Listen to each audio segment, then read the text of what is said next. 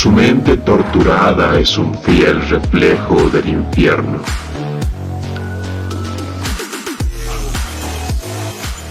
Bienvenidos sean a un nuevo video de Warhammer 40.000.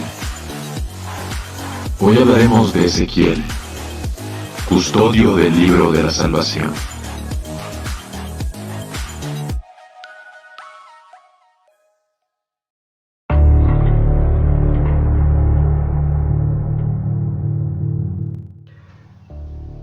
Los ángeles oscuros llegaron al mundo de Delfina III en el año 516 del 41º milenio, respondiendo a sombrías visiones de destrucción presenciadas por sus bibliotecarios. El contacto con el mundo se había perdido durante muchos siglos, y a su llegada, las 4 compañías de ángeles oscuros encontraron una sociedad que se había convertido en los peores tipos de superstición y barbarie. Los sacrificios humanos abundaban, aunque se llevaban a cabo en nombre del emperador. Se rehuyó toda tecnología y las ciudades cayeron en ruinas. Del comandante imperial, el Adeptus Arbites y otras autoridades, solo quedaban huesos carbonizados para decorar torres de altares ensangrentados que se elevaban por encima de las extensiones del desierto. Los ángeles oscuros trajeron retribución con Volter y espada. Los habitantes retrocedidos no eran rival para los guerreros sobrehumanos. No había esperanza para la población del planeta, pero una vez limpiada de su corrupción, Delfina III estaba lista para la recolonización. Todos los días, las toscas fortalezas y castillos de los delfinios caían ante el ataque y cientos de miles morían. En la ciudadela más grande, Serengast, los guerreros de los ángeles oscuros no se enfrentaron a salvajes delirantes salpicados de sangre, sino a gente plácida y muda, que abrió las puertas de su asentamiento y dio la bienvenida en silencio a los marines espaciales. Desconcertados y temiendo la brujería, el maestro Astofel de la 4ª compañía ordenó a sus guerreros que se retiraran y pidió ayuda a un bibliotecario. El codiciario Meroth detectó la presencia psíquica dentro de Serengast desde varias millas de distancia. Solo entró en la ciudadela en el corazón de la misma, y su mente protegida por su capucha psíquica y todo tipo de encantamientos para su alma. Sin embargo, no se produjo ningún ataque. Encontró el torreón interior desierto, habitación tras habitación llenas de estantes y mesas, llenas de pergaminos y trozos de los mismos. Examinándolos descubrió proclamaciones sin sentido y desvaríos histéricos. La presencia psíquica era fuerte y continuó sus investigaciones.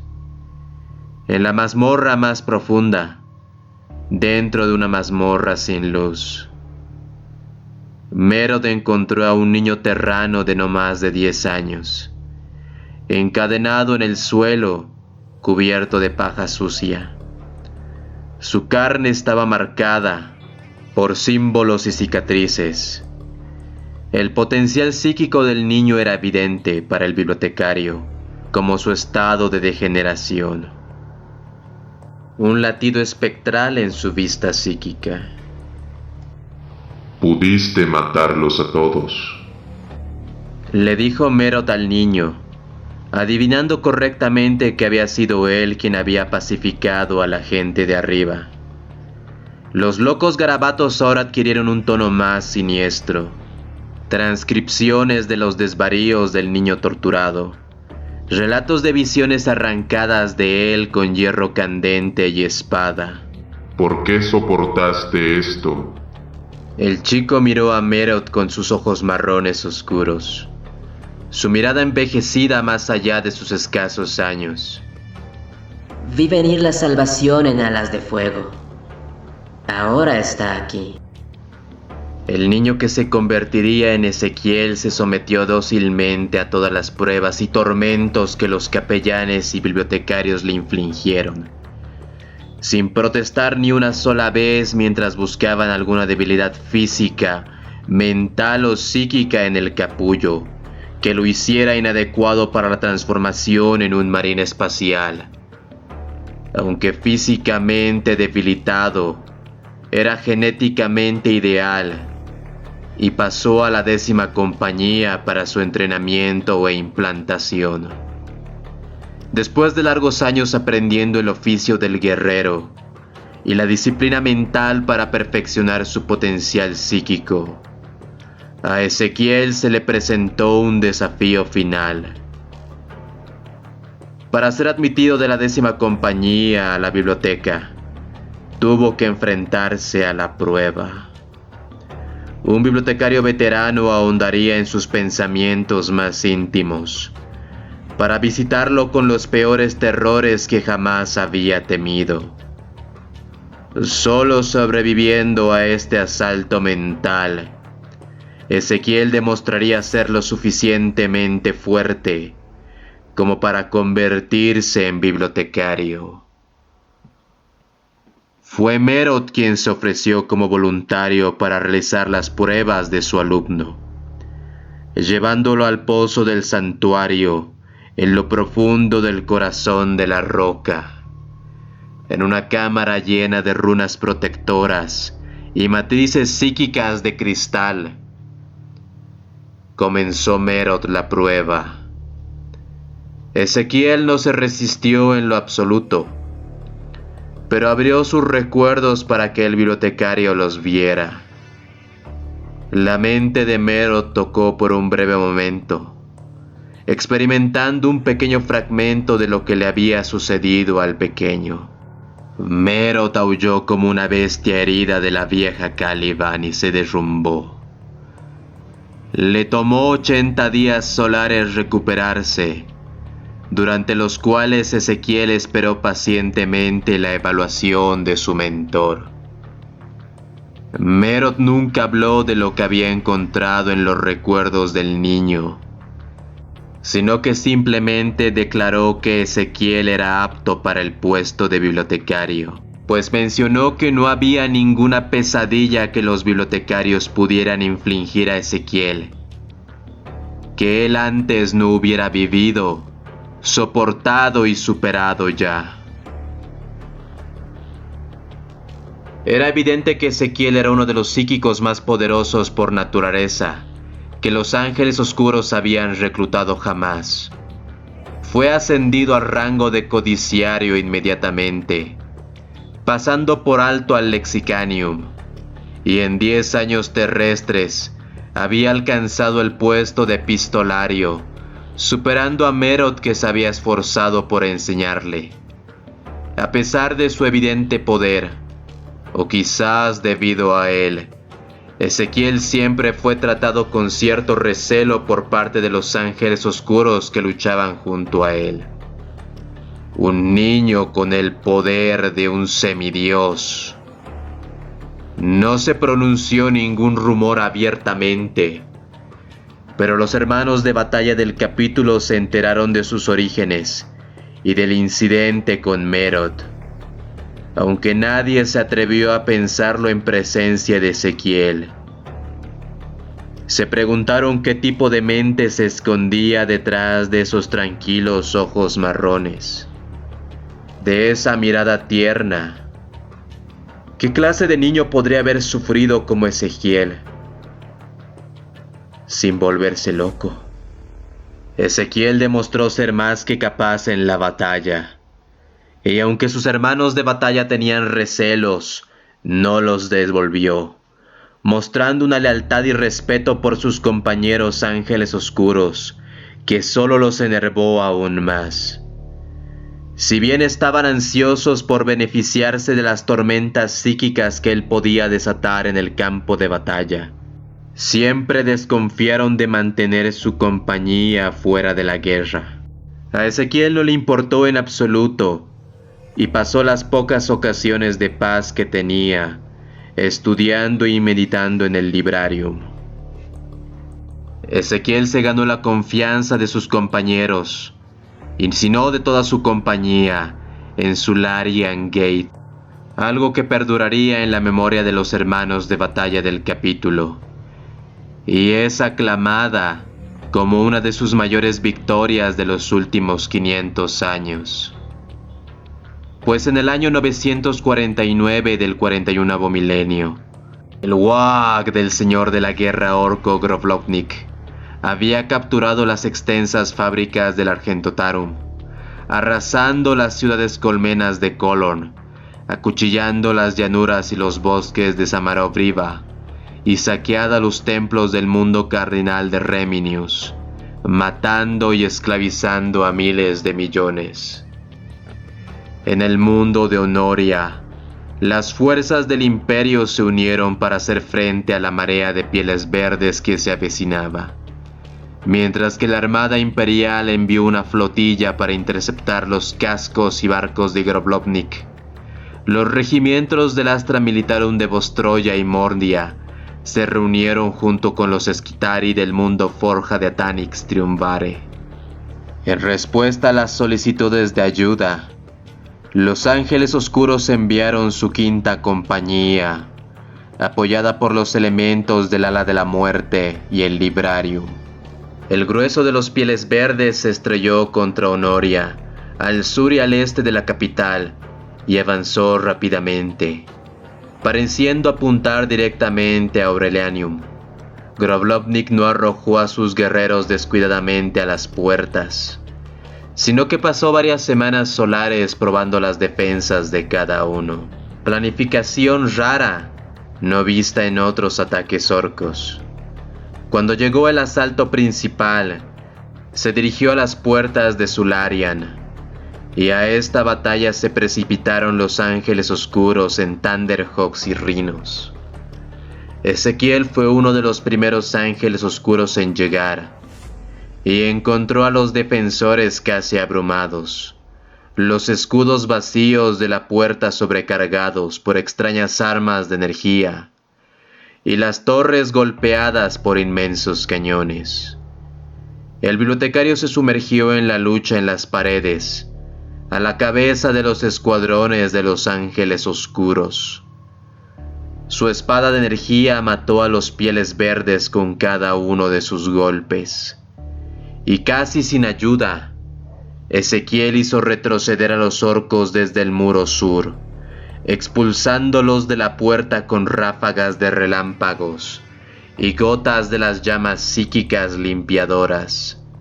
Groblovnik envió a sus guerreros y máquinas de guerra contra la puerta de Sularian una y otra vez, sometiendo a los defensores a 4 días solares de bombardeos y asaltos continuos. Ezequiel parecía estar en todas partes, siempre apareciendo con su escuadrón de mando, donde más se lo necesitaba, guiado por visiones proféticas de los ataques de los orcos. Durante 4 días el Astra Militarum y la quinta compañía resistieron, guiados por la previsión de Ezequiel.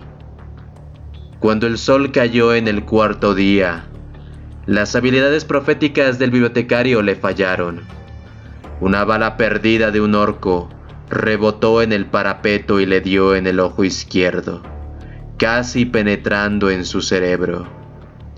Y con Ezequiel derribado, los defensores se agotaron durante la noche, mientras Groblovnik enviaba oleadas de Stormboys saltando a las paredes, y tenía también Blitzabombers ametrallando las calles por detrás. Y sin Ezequiel para predecir dónde vendrían los próximos ataques, la quinta compañía y sus aliados mordianos y vostroyanos no pudieron resistir. Y cuando el sol en el 5º día solar de la batalla emergió, los orcos finalmente se afianzaron en las murallas y rodearon la torre de la puerta principal. Si conseguían hacerse con el control del mecanismo, la puerta de Sularian caería, y la horda descendería por los valles hasta Aurelianium. Los ángeles oscuros se reunieron alrededor de las grandes torres del portal.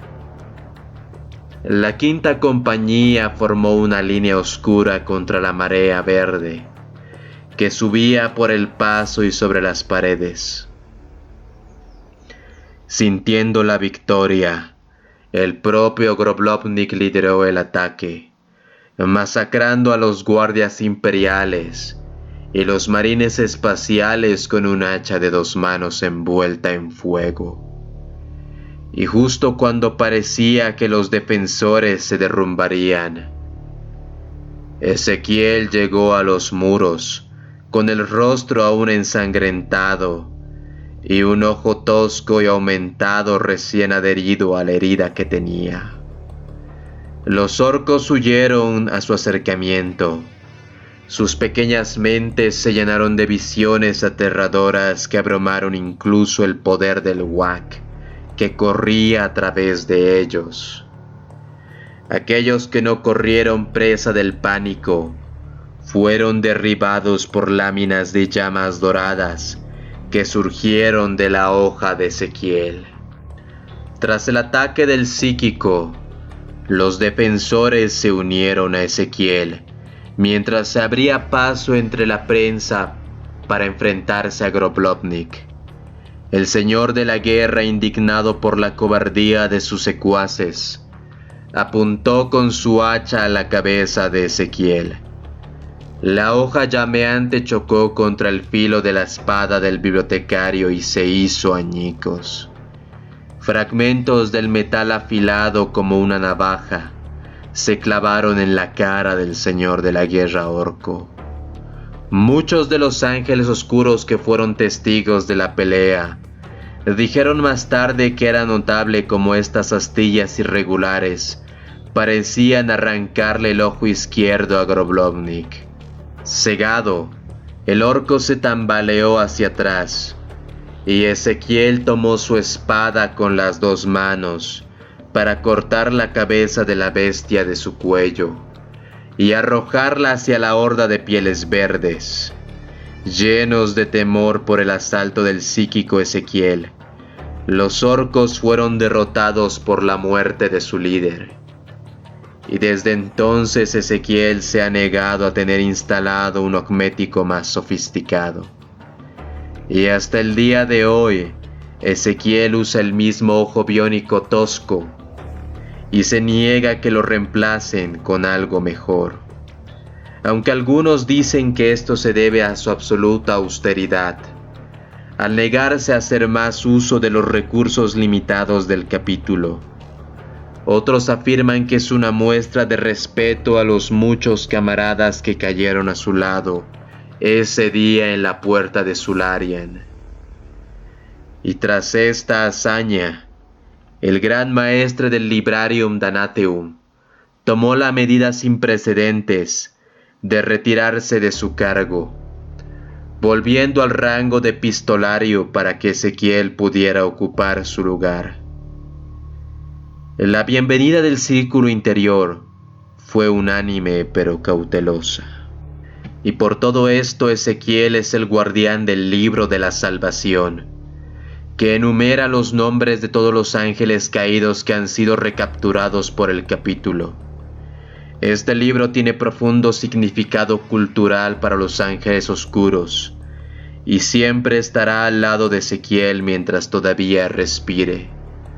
Solo en caso de su muerte, pasará un digno sucesor que se convertirá en el nuevo gran maestro de los bibliotecarios.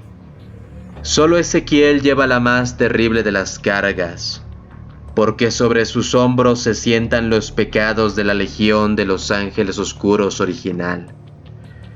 No puede descansar mientras los caídos aún permanezcan para manchar el honor del capítulo.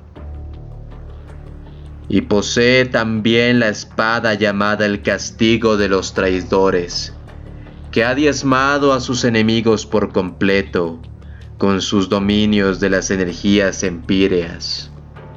Desde su ascenso al rango de gran maestro de los bibliotecarios, Ezequiel ha luchado contra algunos de los enemigos más atroces del capítulo: demonios, herejes alienígenas y caídos, a lo largo y ancho del imperio.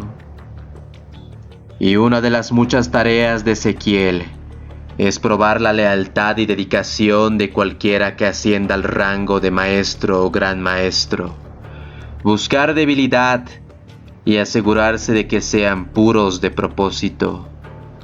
Tan intimidante es esta perspectiva que 1/3 de los ángeles oscuros seleccionados para tal promoción han rechazado cortésmente el honor y han optado por permanecer como guerreros del ala de la muerte o el ala del cuervo, o como sargentos veteranos. Las formidables habilidades psíquicas de Ezequiel le permiten escudriñar los rincones más profundos del cuerpo y el alma de un candidato, revelándole cualquier signo de corrupción o debilidad que pueda poner en peligro al círculo interior, o comprometer su sagrada misión de cazar y capturar a los caídos. La leyenda del capítulo sostiene que el gran maestro de bibliotecarios puede juzgar la vida entera de un hombre simplemente con una mirada. Quizás la causa de esto sea el caso del sargento Cadrelon, quien fue seleccionado para convertirse en maestro de la 10ª compañía. Y poco después de la ascensión al trono de Ezequiel, este sondeó los pensamientos y recuerdos de Cadrelon durante un día y una noche. Y tan pronto como el bibliotecario jefe terminó, el futuro maestro sacó su pistola y se suicidó con una flecha en la sien. Ezequiel afirmó que no había visto nada que hubiera impedido el ascenso de Cadrelon a maestro. Pero hay quienes piensan que es poco probable que las habilidades proféticas del bibliotecario jefe no hubieran podido predecir una consecuencia tan devastadora. Y cualquiera sea la causa, el incidente ha asegurado que solo aquellos verdaderamente puros de corazón e intención se consideren dignos del liderazgo. Para crédito de Ezequiel, todos los miembros del círculo interior admitidos durante su administración se han mantenido firmemente dedicados y leales a los ángeles oscuros. Muchas gracias por llegar a esta parte del video. Y al menos Ezequiel me ha dado una grata sorpresa de que al menos uno de los ángeles oscuros pueda llegar a tener una visión tan honesta y tan clara sobre su propósito, y que aún así pueda llegar a ser un guerrero sin igual y un horror para los enemigos del capítulo y sus capítulos sucesores.